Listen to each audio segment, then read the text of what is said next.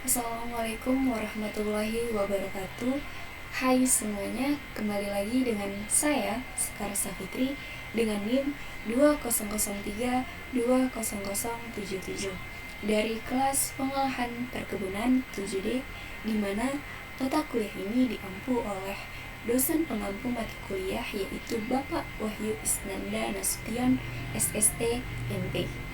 Nah, pada kali ini saya akan menjelaskan materi tentang pengolahan pasca panen kelapa sawit atau sering kita sebut dengan PKS. Nah, sebelum itu kita harus mengetahui apa sih pengertian dari pengolahan kelapa sawit ini. Nah, kelapa sawit merupakan suatu proses pengolahan yang menghasilkan minyak kelapa sawit, di mana hasil utama yang dapat diperoleh ialah minyak sawit, inti sawit, sabut, cangkang, dan tandan kosong. Perlu kita ketahui bahwa kualitas hasil minyak CPO yang diperoleh ini sangat dipengaruhi oleh kondisi buah TBS yang diolah dalam pabrik. Sedangkan proses pengolahan dalam pabrik ini hanya berfungsi menekan kehilangan dalam pengolahannya, sehingga kualitas CPO yang dihasilkan tidak semata-mata tergantung dari TBS yang masuk yang ada di dalam pabrik. Nah, pada prinsipnya ini, proses pengolahan kelapa sawit adalah proses ekstraksi CPO secara mekanis dari TBS yang diikuti dengan proses pemurnian. Secara keseluruhan, proses yang berjalan secara kesinambungan dan terkait satu sama lain dari kegagalan pada suatu tahap proses yang akan berpengaruh langsung pada proses berikutnya. Tak lepas daripada itu, suhu juga sangat mempengaruhi pada proses pengolahan kelapa sawit, dikarenakan suhu merupakan hal yang mendukung mutu dan kualitas suatu minyak kasar. Apabila suhu terlalu tinggi, maka akan menyebabkan warna minyak akan rusak atau berwarna coklat. Kemudian minyak, emulsi, air, dan kotoran akan susah terurai.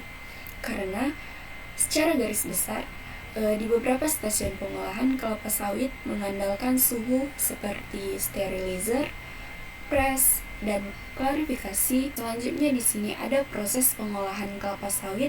Di antaranya ada 10 proses yang harus dilewati. Di antaranya yaitu 1.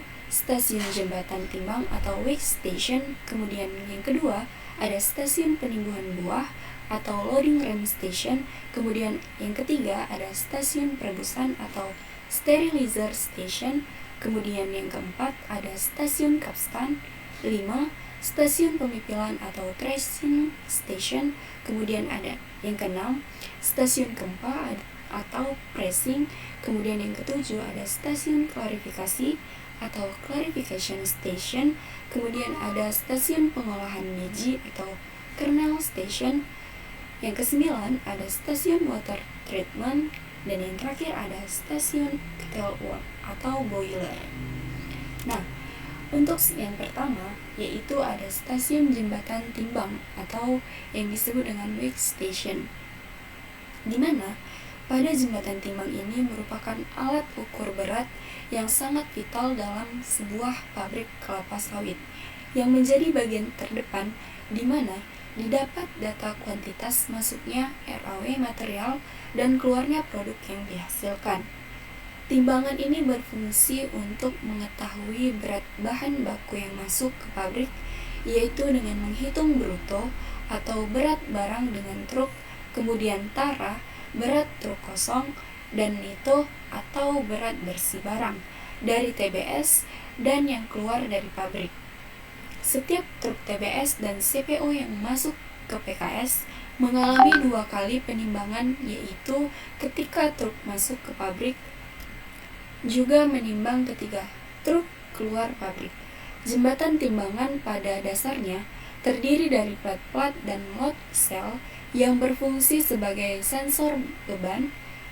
Nah, sensor beban ini kemudian akan membaca dan mengirim data ke monitor lewat wiring dan ditampilkan dalam bentuk angka-angka digital di monitor timbangan tersebut. Untuk selanjutnya di sini ada proses penerimaan buah, di mana setelah proses penimbangan, TBS kemudian dibongkar di lantai sortasi untuk dilakukan sortasi. Sortasi lantai ini berfungsi juga untuk penampungan sementara TBS sebelum diolah atau tempat buah restan atau yang diinapkan, di mana fungsinya ini untuk menjamin kontinuitas pengolahan pada lantai sortasi menggunakan sistem first in first out atau FIFO. Nah, pada proses pemeriksaan kualitas ini atau disebut dengan sortase, proses ini dilakukan untuk mengetahui kualitas TBS yang diterima perusahaan dengan cara pemilihan satu persatu TBS, di mana fungsinya ini sebagai alat kontrol untuk mengetahui tingkat kematangan buah sesuai dengan standar kematangan buah, kemudian membantu tercapainya rendemen pabrik dengan melihat mutu buah yang masuk ke pabrik dan bagaimana sistem perebusan yang akan dilakukan dan untuk mengendalikan buah yang di luar kriteria. Untuk TBS yang dibeli dari pihak ketiga, proses sortasi ini dilakukan dengan lebih cermat, di mana TBS yang tidak sesuai dengan kriteria mutu dan kurang dari 7 kg, buah mentah, tandan kosong, buah busuk, dan buah yang sakit dimasukkan kembali ke truk untuk ditimbang sebagai tara. Hasil sortase panen ini digunakan untuk menghitung rendemen distribusi tiap-tiap afdeling pemasok dan membuat material balance atau analisa tandan untuk setiap tahun tanam dan setiap afdeling kebun.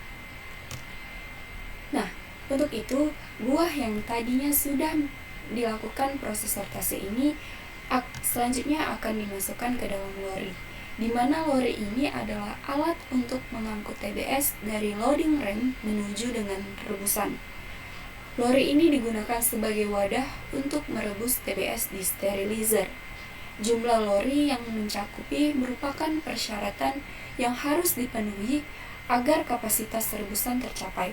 Untuk yang ketiga yaitu ada stasiun perebusan atau sterilizer station, di mana proses perebusan buah merupakan faktor yang paling vital dalam pengolahan TBS, karena sangat menentukan hasil olah pada tahapan proses selanjutnya, baik losis atau kerugian yang timbul dan juga kualitas produksinya. Perebusan terlalu lama dapat mengakibatkan losis minyak dalam kondensat meningkat dan kualitas CPO dihasilkan memberikan warna lebih gelap. Di sini ada tujuan dari proses perebusan sterilizer, yaitu untuk membantu melepaskan butir-butir buah dari tandannya. Selanjutnya untuk menurunkan kadar kandungan air dalam buah, lalu untuk mengurangi peningkatan FFA karena perebusan dapat menonaktifkan enzim-enzim lipase penyebab hidrolisa minyak. Kemudian mengumpulkan zat putih telur atau protein dalam buah agar pemurnian minyak mudah dilakukan untuk mengkoagulasi unsur-unsur putih telur. Selanjutnya untuk melunakkan daging buah, persiapan proses pengempaan dengan melunakkan buah dan melepaskan mesokarp dari nut. Kemudian untuk mempersiapkan dalam proses pengolahan biji dengan membantu melepaskan kernel dari cangkang dan membantu cangkang agar mudah pecah. Dan yang terakhir untuk suplai bagi ketersediaan buah terebus atau cooking fruit branch atau CFB. Nah, dengan sistem perebusan ini diharapkan steam akan dapat merata masuk ke dalam TBS dan proses perebusan bisa berlangsung secara efisien. Untuk mencapai hasil perebusan sesuai standar, maka temperatur, tekanan uap harus mencapai standar, serta pembuangan uap dan air kondensat harus benar-benar baik. Jangan sampai air kondensat tidak terbuang sepenuhnya pada saat proses afblas berlangsung. Nah, pada sterilizer ini ada 3 puncak dalam perebusan, yang mana pada tahap pertama pembuangan udara, dan penguapan air dari tandan buah atau air kondensat. Untuk tahap yang kedua, pembuangan udara dan penguapan air dari tandan buah. Dan tahapan yang ketiga, pematangan dan pelunakan daging dan membuat kejutan terhadap biji agar terjadi kekoplakan. Nah, dari cara ini dilakukan untuk mendapatkan hasil perebusan buah yang sempurna. Mengingat kerapatan berondolan dalam tandan buah semakin padat atau solid. Untuk mencapai kematangan perebusan berondolan bagian dalam diperlukan panas yang cukup. Pembuangan air kondensat dan udara pada puncak 1 dan 2 harus benar-benar sampai habis, karena air dan udara merupakan penghantar panas yang buruk. Pada puncak yang ketiga, perebusan dilaksanakan selama 45 menit tergantung pada kondisi buah. Waktu yang digunakan untuk sterilisasi adalah 75-80 menit, sedangkan waktu untuk satu siklus perebusan yaitu 110-120 menit. Nah, untuk stasiun berikutnya yaitu ada stasiun kapstan, di mana kapstan adalah mesin penarik lori. Pada stasiun kapstan mempunyai 2 unit di mana setiap unit mampu melayani 2 bongkaran sterilizer. Gulungan rantai yang digunakan untuk menarik lori dengan melilitkan rantai secara teratur dan tidak bertindihan. Pada mesin penarik lori, terdapat gulungan rantai yang dapat digunakan yaitu sebelah kanan dan sebelah kiri. Hosting crane digunakan untuk mengangkat lori yang berisi buah masak dan menuangkan lori yang berisi buah ke dalam auto feeder dan menurunkan kembali lori kosong ke posisi semula. Triple bekerja dengan cara memutar lori dengan sebesar 360 derajat sampai buah dalam lori habis tertuang. Hosting crane ini digunakan secara terus-menerus sesuai dengan jalannya proses pengolahan dalam pabrik. Lama waktu penuangan agar diatur supaya kapasitas pabrik dapat tercapai. Waktu yang dibutuhkan untuk menuang tandan buah rebus dari lori lebih dari 5 menit. Stasiun selanjutnya yaitu ada stasiun pemipilan atau tracing, di mana tracer ini berfungsi untuk memisahkan berondolan dari janjangan dengan cara mengangkat dan membanting serta mendorong atau membawa janjangan keluar. Dengan putaran drum tracer 23 rpm, berondolan akan terpisah dengan janjangannya akibat dibanting dan jatuh kembali, lalu dibanting kembali dan jatuh. Tracer ini terdiri dari sebuah drum yang berisi dengan sisi-sisi yang berbentuk kisi-kisi dengan jarak tertentu yang berfungsi agar berondolan yang terpipil jatuh ke bawah, dan dilengkapi dengan sirip atau skat yang berfungsi untuk menghadang tandan agar terjadi pengangkatan dan pembantingan serta mengarahkan janjangan dan membawanya ke ujung drum. Untuk berondolan yang terpisah akan masuk pada lubang tersebut dan akan jatuh ke konveyor, dan selanjutnya berondolan diangkut ke stasiun pengempaan.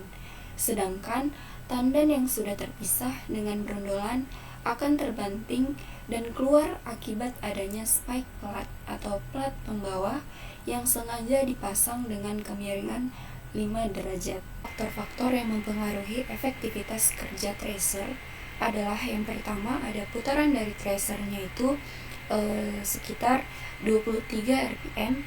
Kemudian yang kedua ada pengaturan buah yang masuk ke dalam alat penebah dan disesuaikan dengan kapasitas alat sehingga tidak terjadi kelebihan kapasitas. Untuk yang ketiga ada ketinggian bantingan tandan buah rebus di dalam drum untuk perebusan yang sempurna dengan ketinggian bantingan cukup dengan 1,2 m. Hal ini diperoleh dengan putaran drum yang sesuai dengan 23 rpm. Dan untuk faktor yang keempat yaitu kemiringan spike dan jumlah pisau pelempar, kebersihan dan jarak kisi-kisi sisi drum. Untuk itu ada efektivitas tracer dapat dilihat dari USF yaitu unstripped fluid, yaitu brondolan yang sudah lepas dari spigot tetapi tidak mau keluar dari tandan. Dan yang kedua ada oilosis pada janjangan kosong. Nah, untuk selanjutnya itu ada digester, di mana digester ini adalah ketel tegak yang mempunyai dinding rangkap poros pemutar yang dilengkapi dengan pisau-pisau pengadu. Jumlah pisau pengadu dalam satu buah digester terdiri dari 4 pasang pisau pengadu yang bertingkat dan 1 pasang pisau pelempar. Letak pisau-pisau ini dibuat bersilangan antara pasangan yang satu dengan yang lain agar daya adukan cukup besar dan sempurna. Untuk start awal, digester diisi penuh dengan kapasitas 80-90%. Kemudian diputar selama 15 menit dan lina press dibuka. Nah, selanjutnya itu ada pun fungsi dari digester ini, yaitu untuk melumatkan daging buah, kemudian memisahkan daging buah dengan biji, lalu mempersiapkan feeding press, lalu menaikkan temperatur, kemudian meniriskan minyak, dan yang terakhir homogeni. Adapun faktor-faktor yang mempengaruhi dari digester sendiri ini, yaitu yang pertama ada kondisi pisau pengadu digester, jika aus segera diganti. Untuk faktor yang kedua yaitu level volume buah dalam digester, minimal berisi 3/4 dari volume digester atau pisau bagian atas tertutup oleh brondolan. Faktor yang ketiga yaitu temperatur, dijaga pada suhu 90-95 derajat Celcius untuk mempermudah proses pemisahan minyak dengan air. Temperatur dalam digester dijaga dengan menginjeksikan steam ataupun dengan menggunakan steam jacket. Lalu faktor yang keempat itu ada kebersihan button plate. Yang faktor kelima ada kematangan buah yang sudah direbus. Kemudian faktor yang keenam ada kecepatan pengadukan yaitu sebesar 25 rpm. Kemudian ada faktor yang ketujuh yaitu kondisi plat siku penahan pada dinding digester.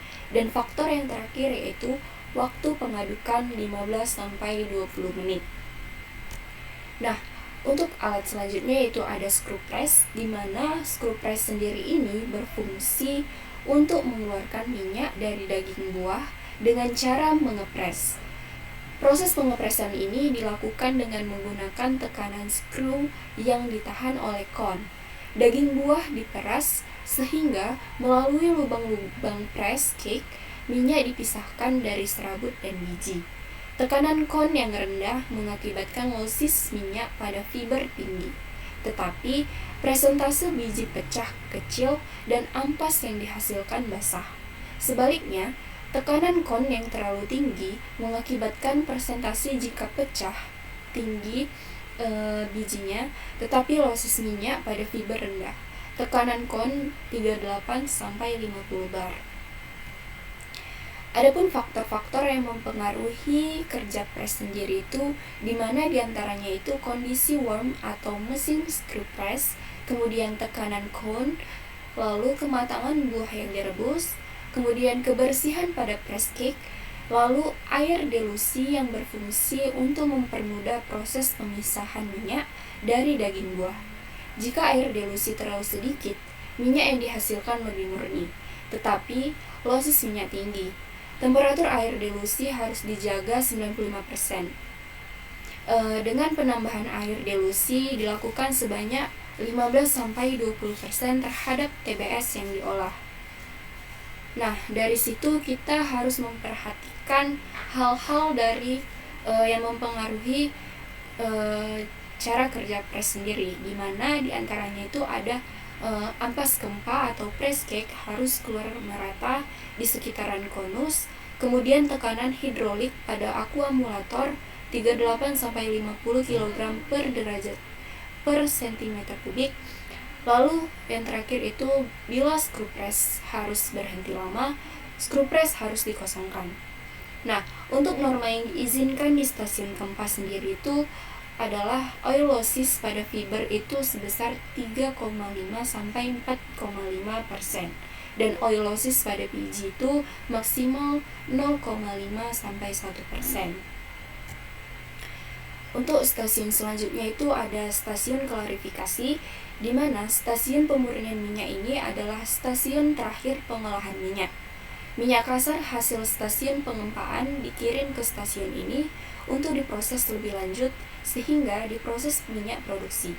Pada stasiun pemurnian, minyak yang dominan terjadi di sini adalah berhubungan dengan air, temperatur, berat jenis.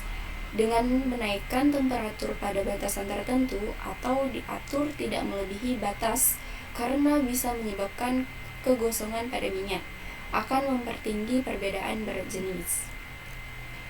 Nah, untuk alat yang digunakan pada stasiun ini ada Centreps tank, di mana Centreps tank ini berfungsi sebagai penangkap pasir. Minyak kasar yang keluar dari pres dialirkan menuju Centreps tank. Temperatur pada Centreps tank harus mencapai 95 derajat Celcius.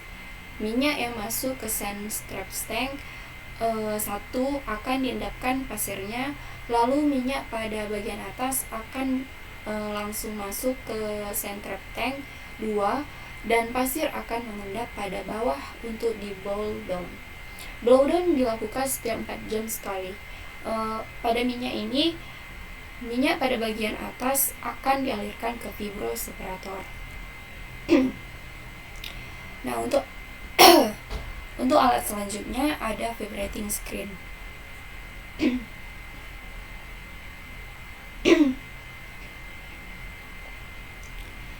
Nah, untuk alat selanjutnya itu ada vibrating screen, di mana vibrating screen atau VS berfungsi untuk menyaring massa padatan berupa ampas yang terikat minyak kasar atau crude oil dari serabut-serabut yang dapat mengganggu proses pemisahan minyak. Jenis-jenis vibrating screen ini ada 3, yaitu single deck, double deck, dan triple deck.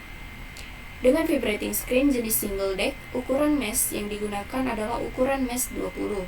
Serabut-serabut hasil pemisahan pada vibrating screen akan dikembalikan lagi ke bottom cross conveyor untuk diproses kembali.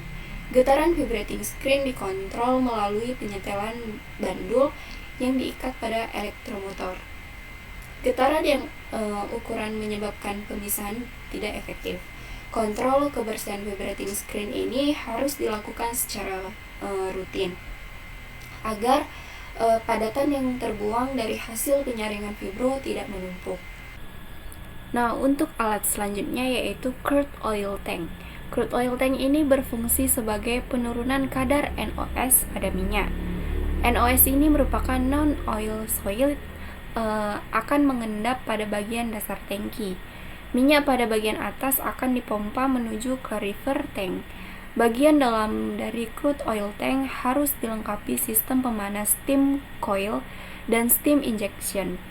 Suhu crude oil tank sebaiknya dengan temperatur 95 derajat Celcius. Dengan blow down pada tangki ini dilakukan 6 hari sekali. Nah, untuk alat selanjutnya yaitu continuous tank. Continuous tank berfungsi untuk memisahkan minyak, slut dan NOS secara gravitasi berdasarkan perbedaan berat jenis. Pada continuous tank dapat dilakukan penambahan air agar pada minyak tidak terjadi kejenuhan dengan suhu 90-95 derajat Celcius. Apabila kejenuhan terjadi, maka proses pemisahan minyak akan sulit terpisah karena minyak sudah mengental dan menyatu dengan slut. Untuk mengetahui kinerja continue tank, maka indikator yang digunakan adalah kandungan minyak pada slut underflow maksimal dengan 8%. Ketebalan minyak pada continuous tank sebaiknya 30-50 cm, baru dilakukan pengutipan minyak melalui skimmer dan akan dibawa ke oil tank. Di dalam continuous tank terdapat pengaduk yang bergerak dengan kecepatan 4 rpm. Hal ini dilakukan agar pada minyak tidak terjadi kejenuhan dan melepaskan partikel minyak yang terjebak di slut. Apabila putaran terlalu cepat, maka akan membuat slut bercampur dengan minyak. Panas yang harus dijaga dan dipertahankan sekitar 90-95 derajat Celcius agar proses pemisahan ini dengan lancar. Untuk tangki ini dilakukan analisa laboratorium pada minyak. Apabila kadar NOS sudah tinggi, maka dilakukan blowdown dan dialirkan ke dekanter. Hal ini yang perlu diperhatikan pada CST yaitu air delusi, kecepatan stirrer atau pengaduk, steam yang masuk, drain atau blowdown, dan temperatur. Nah, untuk alat selanjutnya yaitu oil tank, di mana minyak continuous tank akan mengalir ke oil tank. Oil tank ini berfungsi sebagai pengendapan minyak untuk memisahkan minyak dengan kotoran dan partikel soot. Minyak yang masuk pertama kali ke oil tank sini dengan nomor 4 kotoran dan partikel soot akan mengendap karena adanya gaya gravitasi dan perbedaan berat jenis. Kotoran yang akan mengendap pada bagian bawah oil tank, sedangkan minyak pada oil tank akan dipompa ke oil tank untuk diendapkan dan dimasak selama 90 menit. Minyak oil tank ini akan dipompa ke oil tank untuk disirkulasi mengurangi kadar air. Selama sirkulasi suhu ini akan tetap terjaga pada suhu 95 derajat Celcius. Setelah selesai, sirkulasi minyak akan dipompakan ke oil blower. Oil tank ini untuk dicadangkan, dengan hasil blowdown akan dialirkan ke monotank. Untuk selanjutnya akan dipompakan ke continuous tank. Untuk faktor-faktor yang mempengaruhi kinerja oil tank yaitu yang pertama temperatur, dengan kondisi steam coil dan blowdown. Untuk alat selanjutnya yaitu ada oil blower, di mana minyak dari oil tank lalu akan dihisap ke oil blower. Oil blower ini berfungsi untuk mengurangi kadar air dalam minyak. Di dalam oil blower terdapat perbedaan tekanan antara udara luar oil blower dengan udara dalam. Tekanan di dalam oil blower sangat rendah. Pada tekanan yang rendah, fluida akan lebih cepat menguap meskipun belum mencapai titik didihnya. Minyak dan air memiliki titik didih yang berbeda. Minyak memiliki titik didih lebih tinggi dari air, sehingga minyak tidak terikut menguap dengan air. Pada saat minyak terhisap ke oil blower, minyak akan dispray ke oil blower melalui nozzle, sehingga air di dalam minyak akan mudah menguap dan terhisap oleh blower yang selanjutnya terdorong keluar ke wadah penampungan air. Oleh blower, karena titik didih minyak lebih besar daripada air, maka minyak tidak menguap pada jatuh ke bawah dan dihisap oleh oil transfer pump yang kemudian mengalir ke daily tank. Nah, di sini ada stock tank, di mana fungsinya ini adalah untuk tempat penyimpanan sementara minyak produksi yang dihasilkan sebelum dikirim. Untuk faktor yang harus diperhatikan pada stok tank ini yaitu dengan kebersihan tangki, di mana stok tank harus dibersihkan secara rutin karena kebersihan tangki mempengaruhi kenaikan kadar FFA dan kotorannya. Kemudian kondisi steam coil, kondisinya ini harus diperiksa rutin karena kebocoran steam coil dapat mengakibatkan naiknya kadar air pada CPO. Dan juga faktor yang mempengaruhinya itu adalah temperatur, di mana suhunya itu harus 40-60 derajat. Nah, selanjutnya adalah sludge tank, di mana sludge tank ini berfungsi sebagai tempat penampungan sludge sementara sebelum diolah di dekanter. Dilakukannya pemanasan pada sludge agar tidak jenuh pada suhu 80-95 derajat Celcius. Terjadi proses pengendapan pada bagian bawah sludge tank yaitu sludge dan NOS. Dari dasar tangki dipompakan ke balance tank untuk umpan dekanter. Lalu, ini dilakukan blowdown apabila endapan NOS pada dasar sludge tank telah sangat kental. Sludge hasil pengendapan akan dipompakan ke balance tank.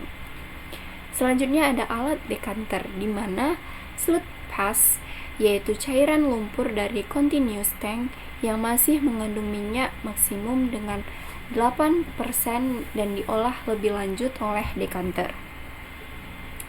Alat ini memisahkan fraksi minyak atau crude oil, fraksi cair water phase, dan fraksi padat atau solid. Prinsip kerja alat ini adalah memisahkan ketiga fraksi dengan putaran lebih kurang dari 3.500 rpm dan karena berat jenis yang berbeda. Keberhasilan dalam pengoperasiannya dipengaruhi oleh komposisi umpan yang akan diolah, karena retino di antara minyak, air, dan lumpur mempengaruhi terhadap daya pisah alat tersebut. Kemudian fungsi alat dekanter tersebut dan perimbangan kapasitas alat dengan jumlah alat yang diolah. Selanjutnya ada water phase tank, di mana water phase tank ini adalah tangki sebagai tempat penampungan water phase hasil dari pemisahan dekanter yang masih mengandung minyak. Water phase hasil dari dekanter akan diolah, kemudian akan dilakukan proses pengutipan minyak oleh slut separator. Nah, slut separator ini merupakan alat untuk mengutip minyak yang masih terkandung di dalam water phase dengan cara sentrifugasi dengan diputar 4.200 rpm, di mana minyak, air, dan NOS dengan berat jenis yang lebih tinggi akan terlempar keluar dari poros dan minyak yang berat ini akan lebih rendah dan akan masuk ke bagian dalam poros. Kapasitas slut separator ditentukan oleh ukuran nozzle yang digunakan. Ukuran nozzle yang dipakai sekecil mungkin untuk meminimumkan kehilangan minyak pada drap buang slut separator.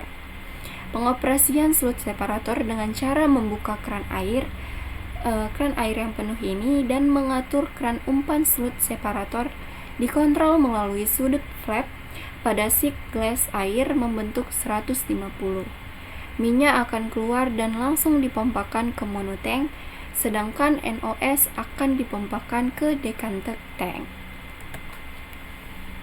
Nah, di sini perbedaan antara monotank dengan decanter yaitu minyak hasil pemisahan decanter, slut separator, dan hasil pengutipan dari fat pit langsung mengalir ke monotank. Minyak yang ditampung oleh monotank akan dikembalikan ke continuous tank untuk diolah kembali. Pada monotank ini juga terjadi proses pengendapan kotoran dan slut yang masih terikat dalam minyak yang kemudian akan dibuang ke parit menuju fat pit. Kemudian decanter tank ini merupakan fungsi yang sebagai tempat penampungan air kondensat rebusan yang akan digunakan sebagai air dilusi pada stasiun press. Decanter tank ini juga menampung blowdown dari continuous tank, slut tank, dan water phase dan lumpur dari slut separator untuk kembali dilakukan pengendapan hasil dari memisahkan minyak dan mengutipnya kembali dan dialirkan ke continuous tank, sementara sisanya dialirkan ke fat pit. Nah, untuk fat pit sendiri ini, dia berfungsi sebagai tempat penampungan hasil pemisahan dari decanter tank, di mana dengan aliran dari parit stasiun klarifikasi. Fat pit terdiri dari 4 bak yang dilengkapi dengan sekat-sekat yang digunakan untuk mengutip sisa-sisa minyak yang mungkin masih ada dan untuk mengendapkan kotoran juga. Minyak yang terkutip akan dipompakan ke decanter tank. Kemudian ada cake breaker conveyor, di mana ampas kempa atau cake dari stasiun press akan langsung jatuh ke cake breaker conveyor untuk dibawa ke deparicarter, di mana cake breaker conveyor ini berfungsi untuk membawa cake yang masih mengandung fiber dan nut ke deparicarter serta memecahkan gumpalan cake dari presan agar mempermudah di dalam pemisahan antara fiber dan nut. Fiber akan terhisap oleh separating column untuk selanjutnya dibawa ke fiber silon sebagai bahan bakar boiler.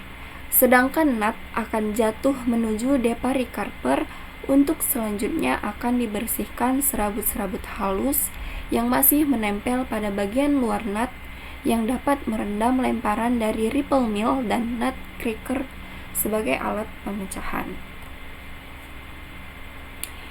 Untuk separating column ini berfungsi untuk menghisap fibre, di mana pemisahan dilakukan dengan hisapan dari fibre silon dengan pengaturan dari airlock. Penghisapan dilakukan dengan prinsip perbedaan berat, di mana berat jenis paling ringan fibre akan terhisap ke fibre silon. Serabut yang terhisap langsung dibawa menuju airlock, lalu fiber akan dibawa oleh konveyor untuk menjadi bahan bakar boiler, dan nut berat jenis yang berat akan jatuh ke bawah dan akan langsung masuk ke deparikarper. Nah, apa sih deparikarper ini? Nah, deparikarper ini berfungsi untuk membersihkan nut dari kotoran dan fiber yang masih melekat pada nut. Dengan putaran deparikarper 15 rpm, di dalam deparikarper terdapat sudu-sudu yang menggunakan untuk membawa nut berjalan ke ujung dari deparikarper yang terdapat lubang-lubang sebagai tempat masuknya nut yang sudah dipisahkan dengan kotoran dan fiber. Selanjutnya ada nut silo, di mana nut yang dibawa oleh wet nut conveyor membagi nut menuju nut silo. Alat ini berfungsi sebagai tempat nut pemasangan nut agar cangkang dan inti berpisah yang dapat memaksimalkan kerja ripple mill dan nut cracker.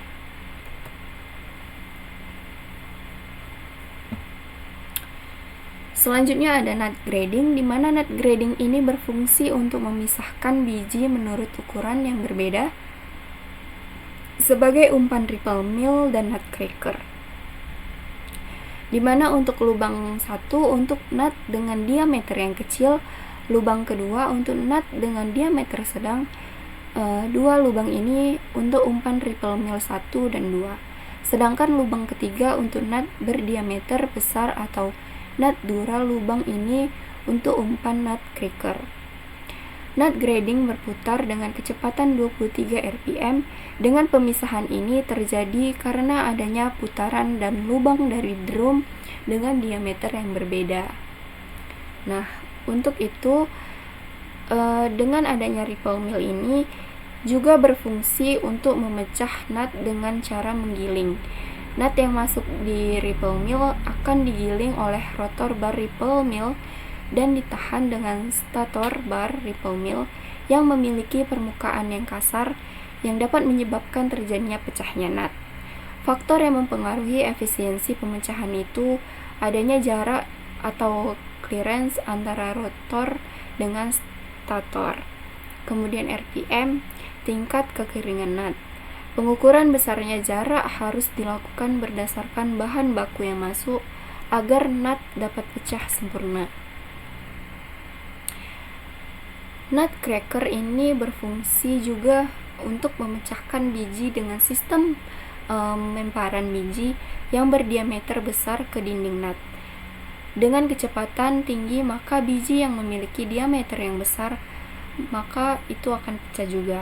Kadar air biji yang rendah akan lebih mudah dipecah dan menghasilkan inti utuh, dan sebaliknya bila kadar air yang tinggi akan mengakibatkan biji akan lebih sulit dipecahkan dan sering menghasilkan biji pecah dan inti lekat yang menyebabkan kehilangan kernel yang meningkat. Pemecahan biji di atas kapasitas sudah ditetapkan akan menurunkan efisiensi pemecahan biji, yaitu sering ditemukannya biji utuh dan inti lekat dengan presentasi yang besar. Nah, selanjutnya itu ada LTDS atau Light Tenera Dry Separator, di mana ini untuk menghisap cangkang halus. Aliran udara terjadi karena adanya hisapan dari blower LTDS. Silon yang memisahkan cangkang dengan udara pembawanya, sehingga pecahan cangkang yang terbawa dalam aliran akan terpisah dengan udara dan jatuh ke bawah menuju airlock dan akhirnya jatuh ke horizontal cell conveyor menuju stasiun boiler. Faktor-faktor yang mempengaruhi kinerja LTDS yaitu hisapan, kebocoran ducting, dan kualitas serta kuantitas umpan masuk. Untuk kelebat sendiri ini merupakan alat untuk mengutip kembali inti yang terikut dengan cangkang dengan sistem basah, yaitu dengan bantuan media lumpur dari tanah liat. Inti dan cangkang ini dari LTDS akan masuk ke kelebat. Di kelebat terjadi pemisahan akibat adanya beda berat jenis antara inti dan cangkang dan cairan tanah liat. Cairan tanah liat ini merupakan media memisah yang memiliki berat jenis di antara cangkang dan inti.